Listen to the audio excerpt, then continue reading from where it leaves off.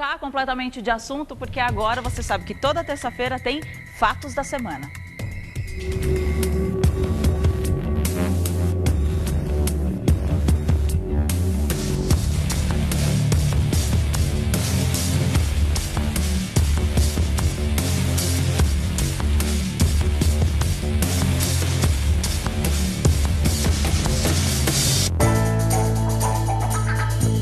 O presidente da Câmara dos Deputados, Eduardo Cunha, anunciou na sexta-feira a ruptura com o governo de Dilma Rousseff e anunciou que agora é oposição. O presidente da Câmara dos Deputados, Eduardo Cunha, anunciou na sexta-feira o rompimento político de suas relações com o governo de Dilma Rousseff. O anúncio foi feito um dia após a divulgação do depoimento de Júlio Camargo, um dos delatores do esquema de corrupção na Petrobras. Ele afirma ter pago 5 milhões de dólares em propina a Cunha. O presidente da Câmara nega as acusações. Cunha também criticou o juiz Sérgio Moro, da Justiça Federal do Paraná, que conduziu o depoimento prestado por Júlio Camargo. Segundo Cunha, por ter foro privilegiado, ele não poderia ser alvo de um processo tramitando em primeira instância. Vale lembrar que as relações entre Eduardo Cunha, do PMDB do Rio, partido do vice-presidente Michel Temer, e o governo Dilma já estão tensas desde que ele tomou posse como presidente da Câmara em fevereiro. Para falar sobre o assunto, a gente está recebendo mais uma vez o doutor Eduardo. Bom Tudo dia. bem? Bom dia. Eu estou bem, estou sempre bem. Eu sei, dá para ver isso. Agora, vamos falar um pouquinho sobre esse assunto. Me fala o significado desse rompimento do Eduardo Cunha. Na verdade, a leitura que eu faço é que a engrenagem quebrou. Né? O que acontece? Está instalado de forma definitiva. Se havia alguma dúvida, essas dúvidas acabaram neste momento com o rompimento declarado pelo Eduardo Cunha, que é o presidente da Câmara. A crise institucional, a crise política, a crise econômica e financeira, ela realmente já definitivamente ela se encontra presente na vida, não só na vida política, mas sobretudo na vida dos brasileiros. Sim. Isso é algo, isso para mim já é irreversível, não dá mais para negar.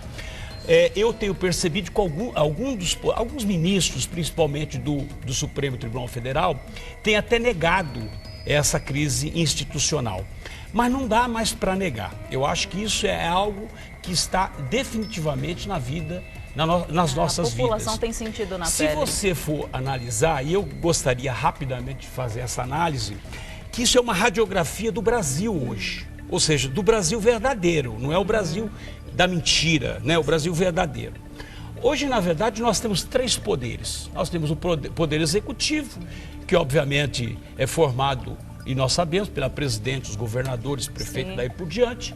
Depois nós temos o poder legislativo, né, que são dois poderes no voto direto, são eleitos pelo povo.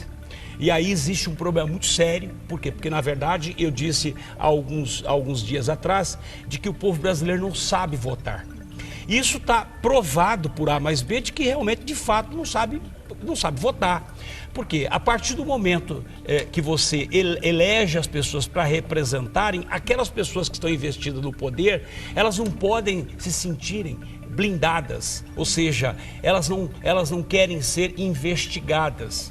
Né? E que, obviamente, isso é muito estranho, porque elas também são pessoas passíveis de investigação. Não só o Eduardo Cunha, como a presidente da República, Dilma, como os governadores, como de fato vem ocorrendo essas investigações.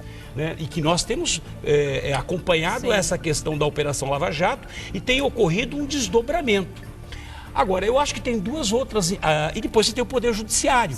Né? E o Poder Judiciário, que é o único poder que tem a capacidade de manter eu diria que a governabilidade e, sobretudo, essa engrenagem entre os poderes. Porque o poder judiciário, a função dele é a manutenção desses poderes independentes. O que, obviamente, nós temos percebido que nem o Poder Judiciário tem conseguido. E aí vem uma explicação. Porque todos os ministros que compõem a corte, ou seja, que compõem o Supremo Tribunal Federal, elas são nomeadas pelo presidente da República, né? Sabatinados pelo Senado, mas nomeados pelo presidente da República.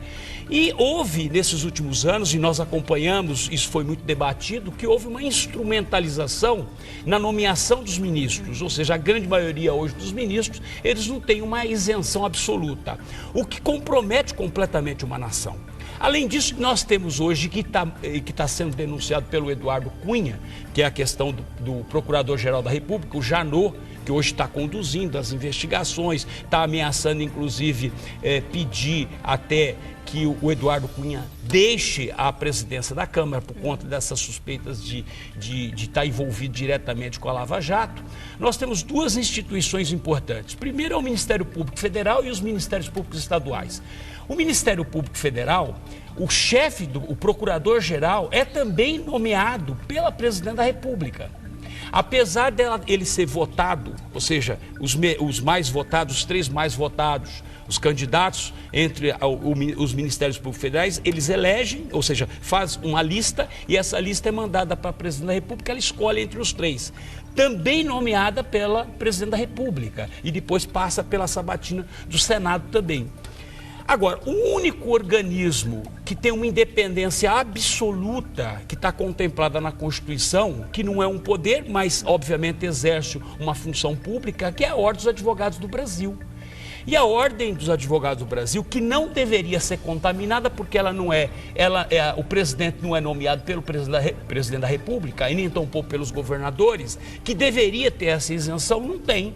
Porque, recentemente, nós vimos que o atual presidente da Ordem dos Advogados do Brasil, do Conselho Federal, Marcos Vinícius, estava querendo uma cadeira no Supremo Tribunal Federal como ministro do Supremo. O que, obviamente, perde completamente a isenção dos poderes. E, consequentemente, a maior ordem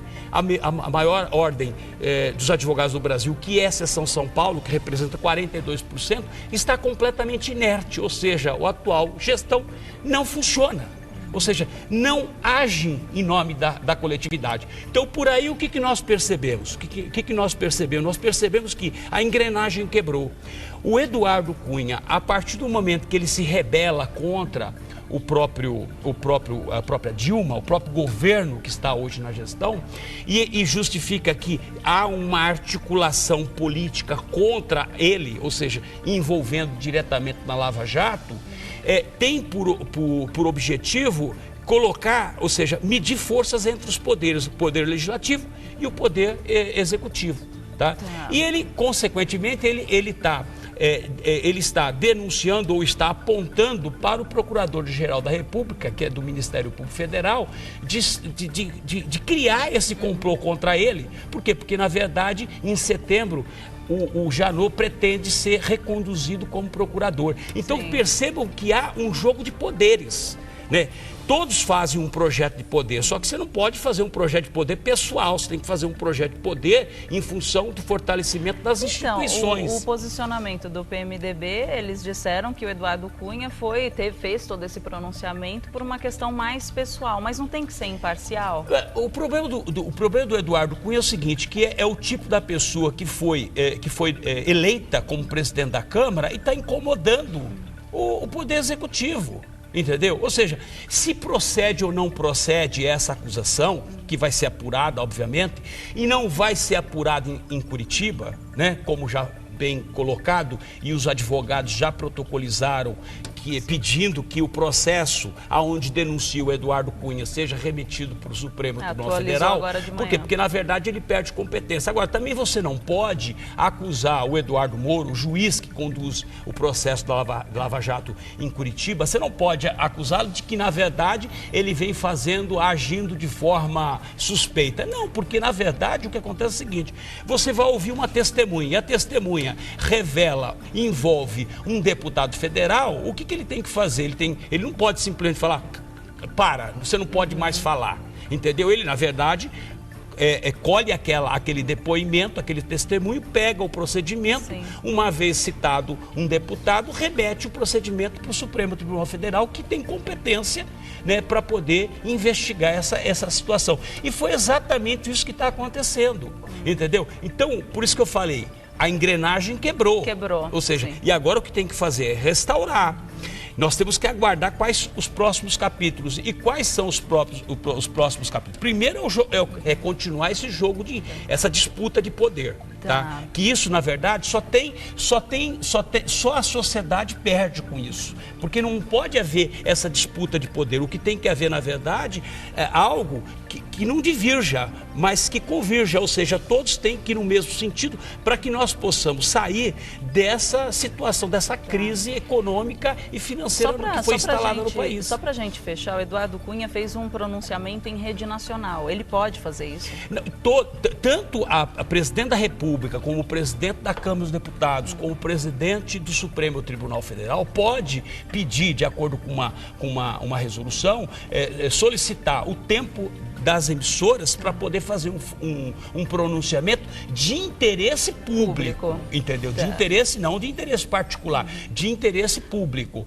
Mas essa questão, já havia uma previsão, o Eduardo Cunha já estava se preparando esse material para fazer um pronunciamento. Por quê? Porque, na verdade, hoje, o grande problema que vem incomodando principalmente o governo, ou seja, o Poder Executivo, a Dilma e seus ministros, é que a pauta que foi montada dentro do Congresso não é uma pauta do governo, é uma pauta da sociedade. Tanto é verdade que todos os projetos que foram votados, eles foram votados em função de um pleito da sociedade, redução da maioridade penal, a questão das domésticas, enfim, vários outros. Então o Eduardo Cunha foi lá para dar uma satisfação para a sociedade.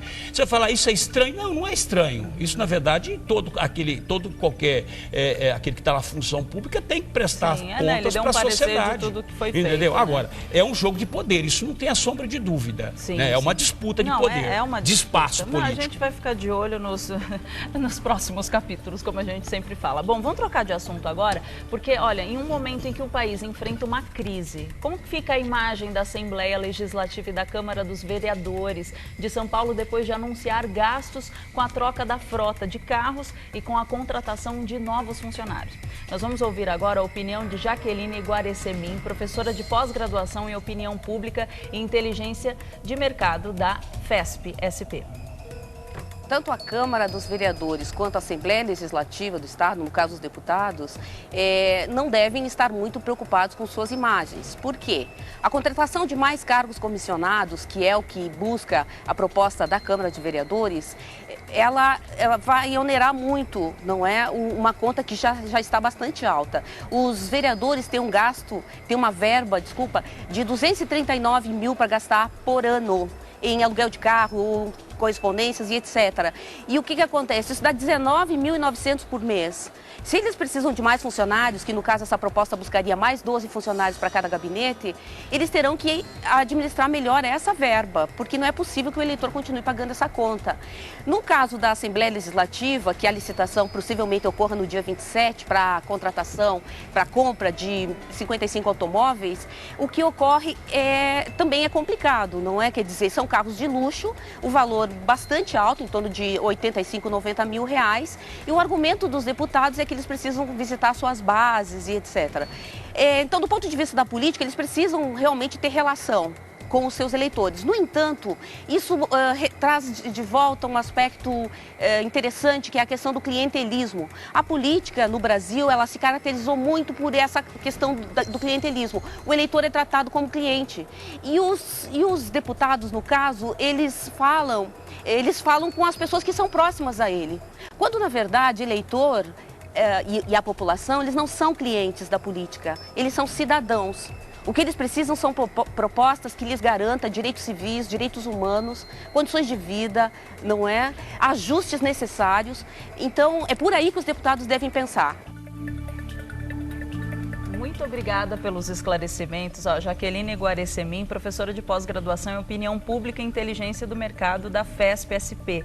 O site para entrar em contato é fespsp.org.br. Muito obrigada. Doutor Eduardo, a gente está passando por um momento muito difícil no país. Aí, de repente, o povo se depara com uma notícia de que vão trocar os carros, né, na legislação. Como é que faz isso? Em torno de 82 mil reais e automático ainda. Você sabe que há um ano e meio nós repercutimos isso aqui no Revista, sobre a compra de automóveis pela Assembleia. Inclusive, aqui tem um negócio, eu acho que a crítica ela tem que ser feita, crítica construtiva, né? De uma forma, é óbvio, visceral em relação a isso. Porque é óbvio, se o país está numa situação em que se encontra, né? Ou seja, essa crise econômica, que é o que eu digo, nós estamos seguindo a Grécia, ou seja, nós estamos seguindo os mesmos caminhos da Grécia.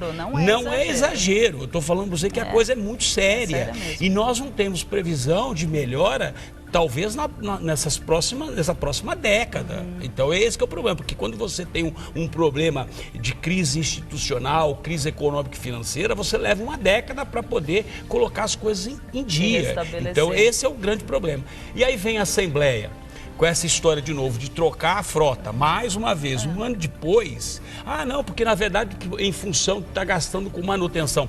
Eu tenho uma opinião formada em relação a essa questão de veículos. Primeiro que eu acho que deputado estadual, deputado federal, senador não tinha que ter carro coisíssima nenhuma. Isso já era um custo, já era assim, diminuição de um custo cavalar, entendeu? Essa que é a grande verdade. Eu acho que da mesma forma que você tem um emprego e compra o seu carro com o seu dinheiro, os deputados, né, eu digo, todos os congressistas tinham que fazer a mesma coisa. Tinham que comprar carro e pagar financiado da forma que nós pagamos. Da forma que você paga e da forma como todo e qualquer assalariado paga. Mas é lógico. Combustível é a mesma coisa. Essa questão de assessor ser custeado pela prefeitura ou ser custeado pelo Estado, não tem isso. Ou seja, a estrutura tem que ser mínima.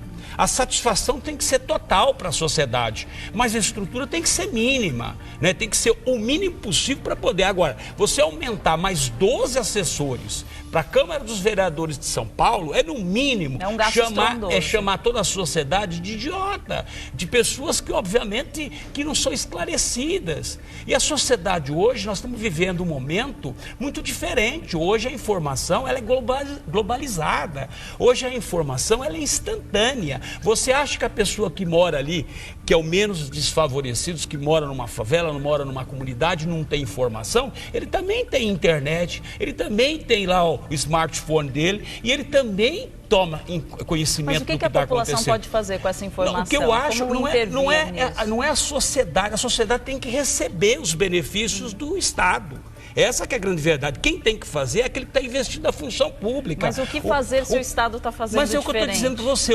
O presidente da Câmara, né, o presidente da Assembleia Legislativa tem que ter a coragem de falar, a partir de hoje acabaram as mordomias. Não tem mais carro, cada um compra o seu carro, cada um vai ter o seu motorista, custeado pelo próprio salário que recebe, como acontece em qualquer lugar, em qualquer país. Ser, mas não então, o que eu falo, você imagina, se você tomasse isso como algo, como regra, e não como exceção, mas como regra, só o custo, a diminuição de custo que você teria, o impacto orçamentário que você teria, né, acabando só com veículos.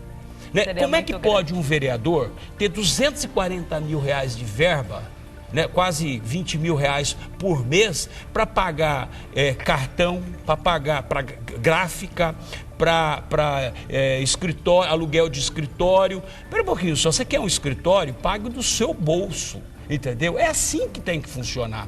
E eu até digo, eu vou até além. Eu, por exemplo, sustento que municípios que têm até 50, 30, 40, 50 mil habitantes, o vereador não teria que ter remuneração coisíssima nenhuma. Porque é um trabalho que deveria ser um trabalho voluntário. Porque o que acontece? Um vereador com uma cidade pequena, ele vai lá uma vez por semana. Sim. E ele tem os mesmos benefícios de qualquer outro. Mas, então você está entendendo? Ou seja, é fácil consertar. O problema é que tem que ter coragem para consertar. Eu concordo com você, mas nós estamos lidando com essa situação. E o que fazer, sendo que eles não tomam nenhuma medida? Pô, é da hora de votar, você tem que votar exatamente quem, na verdade, tem um compromisso com a sociedade. Né? A partir do momento que aquele candidato afirma um compromisso com a sociedade, ele tem que honrar. Porque, para mim, compromissos não é aquela coisa, eu prometi. Não, compromisso é compromisso. Né? É isso que tem que acontecer. Então, a pessoa que é candidata, ela tem um compromisso com a sociedade, um compromisso de ser honesto, um compromisso de ser idôneo, um compromisso de fazer as coisas em bem de uma sociedade e não simplesmente querer delapidar o dinheiro do Estado. E é isso que acontece. Por isso que a ponta não recebe nada. Aí, quem que elege nesse país? Quem que elege? Você acha que é a classe média e a classe alta? Não, quem elege é a classe baixa. É a classe que menos desprestigiada nesse país, menos desfavorecida. Eles que elegem e eles que são delapidados. Porque o dinheiro que é desviado pela Petrobras, pelo Petrolão hoje, deveria ter ido para essa comunidade. Mas a grande maioria carente. não tem noção que isso está acontecendo. Por isso que eu falo. A informação precisa chegar até eles. Para finalizar, o brasileiro tem que aprender a votar. Botar gente séria, colocar gente que realmente vai assumir esse compromisso com o país. E pesquisar, de fato, cada candidato, né? Muito obrigada, doutor Eduardo. Eu que agradeço. Às vezes eu me empolgo demais. Não, normal, tudo bem. Você vem aqui para isso. Muito obrigada. Obrigada eu que agradeço. mesmo.